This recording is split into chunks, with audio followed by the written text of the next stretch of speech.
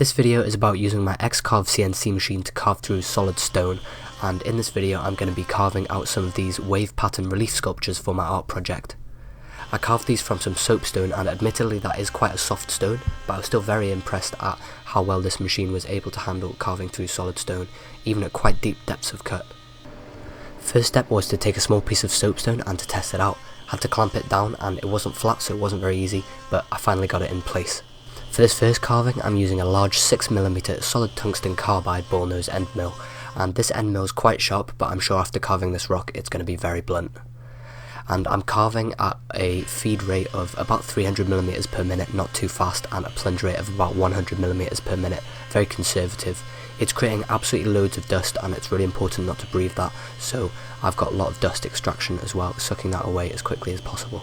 The x-carve is quite a flimsy machine, even with some of the upgrades that I've done, and end mill deflection is a real problem when carving a hard material like stone, so I had a step over of 0.15mm, so that for each pass the end mill was taking off a very small amount of material. This also results in quite a smooth end surface on the stone. Due to the conservative feed rate and step over, this carving took about 3 hours to do, even though it was very small, and once it was done I sanded it with some wet and dry paper and then polished it with some stone polish, and it came out really nice, and it was very reflective. And the pattern that I carved into it is a 3D interference pattern of two waves interfering with each other. So that turned out alright. Onto the next piece, and this time I'm using a larger piece of stone, and again I had to make sure it was clamped down effectively. So this time I'm using a 3.1mm ball nose end mill, just over half the size of the last end mill, which will allow me to get a lot more detail in the carving.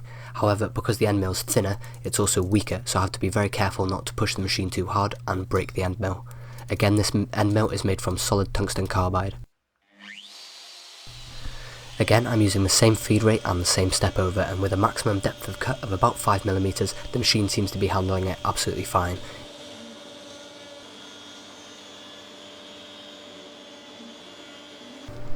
This is what it looks like once it's done, and the surface finish is very acceptable to me. Compared to other stones, soapstone is actually very soft, and this allows you to just cut it with a saw, although it does blunten the saw quite a lot. I've been calling it hard material because it's hard compared to the other materials that I carve on my x-carve machine, because I normally just carve wood, and I'd say that it's just as difficult to carve, if not slightly harder than aluminium. However, it's probably the softest stone, and this machine would definitely struggle with something like granite. Once I finished cutting it out, I then filed and rasped the edges smooth, then I wet sanded the entire piece until I removed all of the scratches, then used again some rock polish to make it almost mirror reflective, and this is how this piece turned out. And I really liked how some of the shadows and contours of this piece came out. Again, it's another 3D wave pattern that I've carved.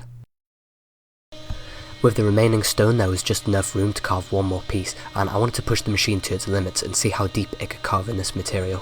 I'm carving a sort of circular ripple that I've made in Blender just by animating something as a fluid, and I'm not particularly sure why I chose this shape. I just liked the depth of it, and I wanted to see how deep the machine could cut through this stone. And I basically pushed the end mill to a 25mm depth of cut, which was all of the lengths that it had on the flute, and I did that all in one pass, which is absolutely crazy in solid stone.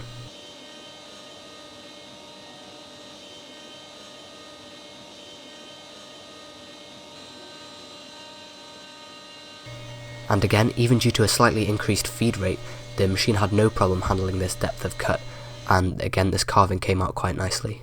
I hope that you enjoyed watching this video and found it informative, and now realise that you can use a CNC machine like mine, even if it's pretty flimsy, to carve through solid stone, and in future it'd be nice to try this on some harder stone, maybe not granite, but something definitely more substantial than soapstone.